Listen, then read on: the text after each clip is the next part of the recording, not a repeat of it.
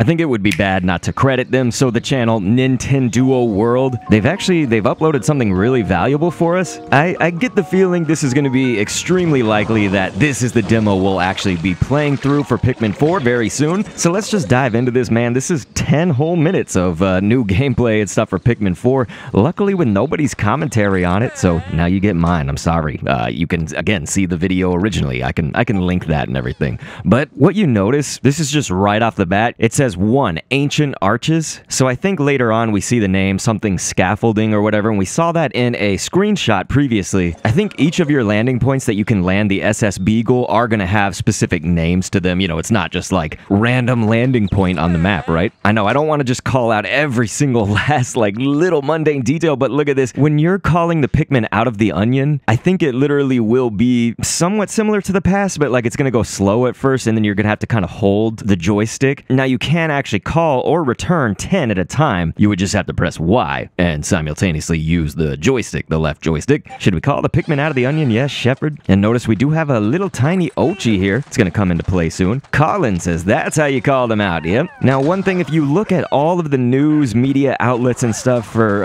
in typical gaming journalism, they have actually all sort of gotten these hands-on previews today. That's June 26th at least that I record this. Hopefully I've uploaded that the same day. Sparklium all over you guys. Sparklium coming back from Hey Pikmin, but going to be very, very valuable. But yeah, they've written a lot of information about Pikmin 4, but at the same time kind of being vague on a lot of it all. So I did just want to emphasize right here, we see the Pikmin are coming out. It's going to be red Pikmin, obviously, to start out with. I think that was going to be a given, right? The game seems to limit you to actually 20 to start off with, and then you have to actually get an upgrade to get more out of that. So, you know, we're going to have 5 right here, those Pikmin, and then look at this. It's like huffing and puffing. You guys remember this when you hit the limit, you know, in previous Pikmin games, and it doesn't puff anymore out, right, for you? So again, there's 20 right here, see? So we can kind of confirm that, I guess. Of course, Plus is going to give you that tablet over there. You saw the little bulborb go down. We need to do something about this wall. Interestingly enough, they actually name all of the walls and things here too. And look, of course, you can punch. And let me emphasize, I only played Pikmin 3 and I play Pikmin Bloom on the regular, so forgive me. Dr. Kendo here needs to get to Pikmin 1 and 2, I think, but just in case it needed to be confirmed at all, you've got your actions there and you can punch still. So like as your little captain, and it's probably not going to do much damage, you know, that was like in Pikmin 3. But yes, B is your whistle, A is to punch, and then of course Y is for your actions right there. And you see that Ochi, you do have the rush command, and later on we can actually confirm that rush, yes, that is holding down X, but then you can, like my previous videos we've talked about oftentimes, we had to just sort of theorize, but now this can be confirmed, that your rush button is holding it, but your jump is just tapping on X, you know, so you just push X once, and that is the jump. But yeah, even destroying the dirt wall right here to get beyond this path, it does actually yield you some raw materials like this, or it seems a lot of things get you the raw materials actually. And there is a cave here early on, and this was actually written about in a lot of the outlets, but essentially that I think we'll be exploring caves in our demo, you know, like we won't get probably past, I think, day 2. Colin says, I can't even see the bottom of this cave. Wouldn't want to fall down there, yeah. And so like I say, the journalists have all seemed to imply at least that there's kind of a lot of cave exploration. Now here we can pause. This shows that we can, of course, switch to Ochi, which we're about to do. You can command Ochi to go do something from this menu, and I believe that this was Y, right? I think this is your actions. You know, you press Y and then get this. You might have to hold down Y, but you can even go into the pack. Look at that. So the pack may have items and things that you craft later on, which we'll see in a little bit. Of course, you can disband. That was in previous Pikmin games, but here we go. Let's go ahead. They're going to switch. Shepard says Ochi can't get past this fence, but that's okay, you guys. Ochi. We're going to use Ochi, it seems, in this area, actually. They don't confirm whether we can pluck those or not. I don't know if Ochi can actually pluck the Pikmin down, but look, there was that little stamina wheel, right, when Ochi jumps like this. And so now you hit that button, and then the walkways here, they're going to change directions. Now notice, then when we switch with Ochi, you can still see it says command and all that. So I don't know, can you do something like go here? Remember the go here commands in Pikmin 3? Like, could we potentially send our explorer, they have it named Riley, but you know, you're going to get to name it whatever you want. Could we send them out while we're being Ochi, like a go here command sort of? But anyway, there's the pack as well. So we switch back down to,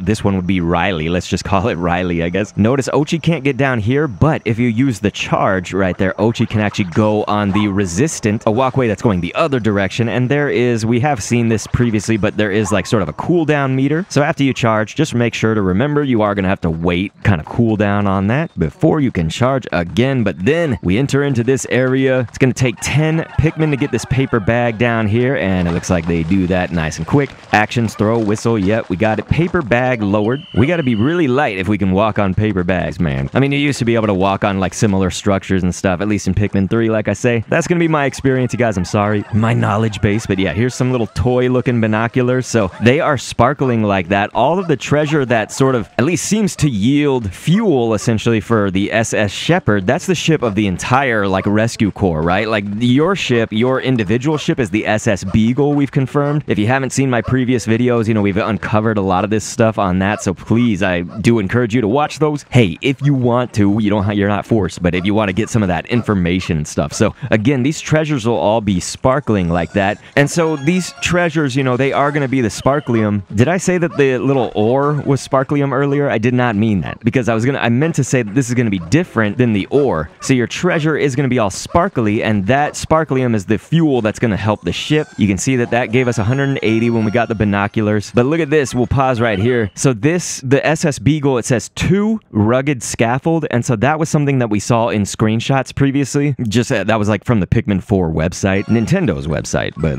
then we fast forward here. We're once again looking to be in some caverns. You can see off in the distance there are ice Pikmin actually battling. That would be an infinite battle, I believe, against, you guys all know, the fiery blowhog. So yeah, while the ice Pikmin are dealing with that, we're gonna go to them in a second, it looks like. But there is this little compass right here, so they go ahead and pick that up. This video conveniently leaves out the names of the treasures. That's 110 for that compass, so 110 sparklium right there. Ochi gonna charge through the jars right there. We can get right on through it, and yes, Nectar is back if that was any question. You can look around right here. You use the right joystick and it says look around. So probably while these little like cinematics, quote unquote, are happening, you can just look around. Now they go through the text really fast, so maybe I'll actually slow that down here. Shepherd's like, did you see that? It bloomed a flower. What's going on here? So all of us Pikmin veterans are gonna know, of course. That substance is called nectar. When the Pikmin consume it, it seems to stimulate their growth. The voyage log says that the more the little guys grow, the faster they move. And so you notice actually there's a message log down in the bottom right. You can also skip all this. Likely when we press R for the message log, we'll be able to just see everything that they're saying all in one place. They're such unusual creatures. Hey, well, they probably think we're pretty unusual, okay? So Colin says, are those wild Pikmin? And yes, those ice Pikmin have just been battling this blowhog like crazy. So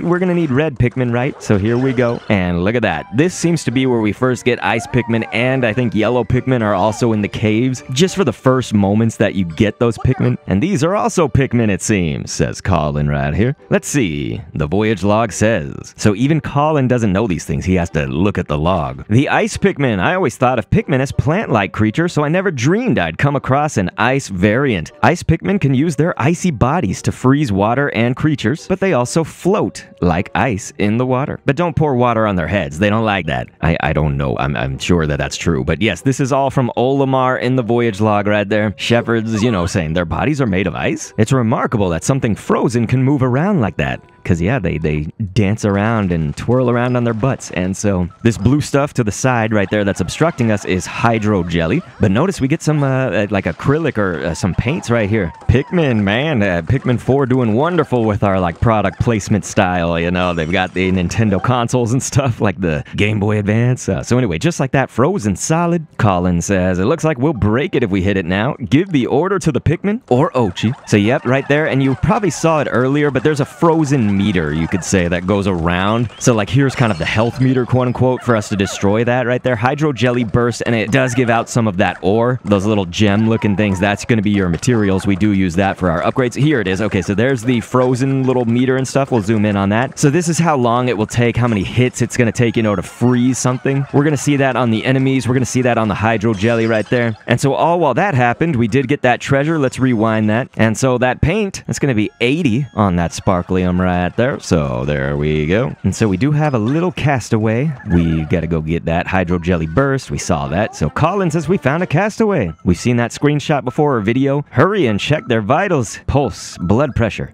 temperature, all within normal parameters. Looks like their life support system did its job. Thank God, because we can get these castaways back to ship. We should transport them back to the SS Beagle and verify their ID badge. So yes, they're of course saying, you know, just there. It's not like his or her. You know, these are going to be usually, I think at least, going to be explorers that we can customize. That's why they're all faceless like that. But I think it also, for instance, we're going to find out that it's the bald guy, quote unquote, which we get his name, by the way. This is all coming up. Okay, let me stick to this. What we see, you're pretty good at collecting energy. We've got, I think that probably hits at like 500 sparklium energy, right? So there was those, I hate those, what are they, the skittering, the wasp dudes? God, I hated those enemies in Pikmin 3 at least. So here you're going to see on day 2, Ochi is actually bigger. Like Ochi pretty much like doubled in size, you could say. That was something that we talked about a lot, kind of just when we were still theorizing about Pikmin 4 and various things like, wait, why is Ochi different sizes? So yeah, like we can confirm, of course, Ochi will grow. There's the baby Snagrit. We're going to freeze it. Kind of took a lot of ice Pikmin right there to freeze, which is fine, but notice right there. So normally you can carry the carcass of an enemy back, right? But when you use ice Pikmin and actually freeze an enemy and then destroy it, the carcass is gone. So you actually won't be able to, I guess, use that for, are they sparklium? They're either sparklium or just your raw materials right there. So we've got 20 of those ore pieces, but look at this. Some sparklium on this. A ring pop, you guys. The ring pops are still the bomb, man. I used to love ring pops as a kid. Dude, the stuff I would have eaten as like a child in the 90s. I was born in the 80s, but most of my childhood in the 90s, dude, it was just like straight up sugar. Like we would just drink. Like remember Squeeze-Its? God, if we collected a Squeeze-It in Pikmin 4, that would be so fresh. So they're going to collect all of these raw materials. Now, I did just want to say one thing as we're looking at this. It's very likely,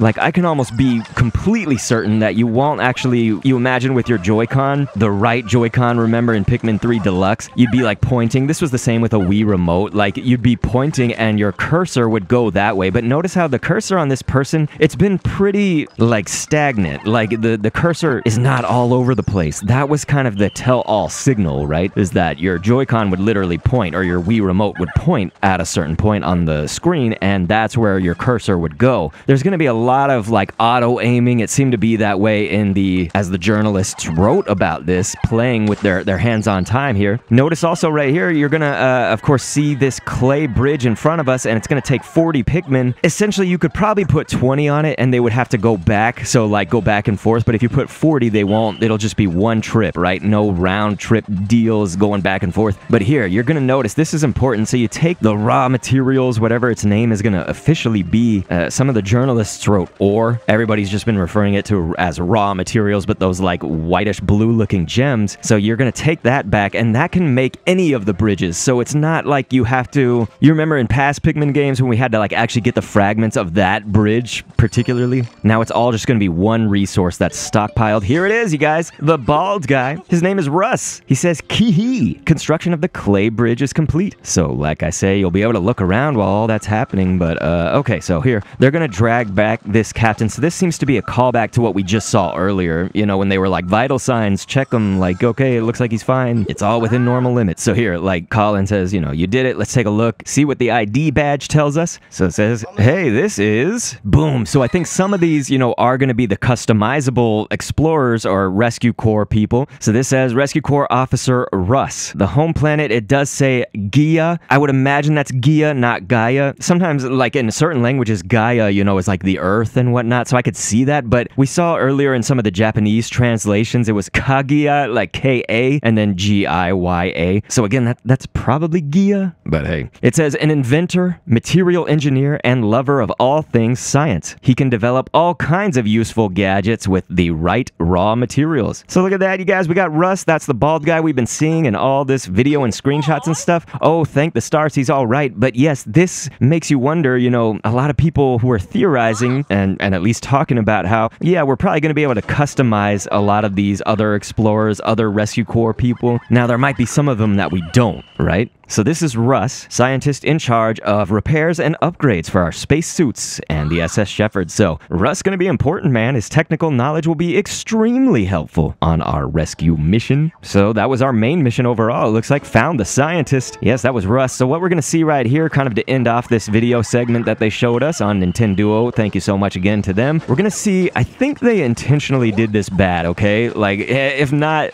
Wow. But anyway, they're going to throw yellow Pikmin at the fiery blowhog, which everybody who's a veteran is going to know you don't really do that. Now, if you have enough, like, reds or whatever, you could probably take all your yellows and throw them on as long as you call them back. Like, see, look, they're all on fire. And look at Ochi, man. This is just terrible. I'm going to be somebody, I'm going to, like, my heart is going to hurt so hard every time I see Ochi in pain like that, dude. Ochi's like, holy crap. But yeah, the whole time Shepard was like, try to calm him down with the whistle. So yeah, if they're all running around like that, everybody knows with Pikmin at least, you know, if they were in the water, if they were on fire like that, you could call them back with the whistle like this. Colin says, yikes, so many Pikmin lost. And so yes, this is why I think, again, it might have been intentional that they played poorly. But here on the options, by the way, I did just want to show you guys. We've got rewind time. You can go in and out of 2-player mode probably from here, looks like. So you don't have to like start the whole level with 2-player mode. Like someone could just jump in. Return to the surface. So they are in the caverns underneath. You can probably just return, it looks like. Shortcut settings. But you've got your just regular game settings, your controls, how to play, return to title screen. So look at this. Crackling Cauldron sub-level 1. So this is, again, likely in the like caves or just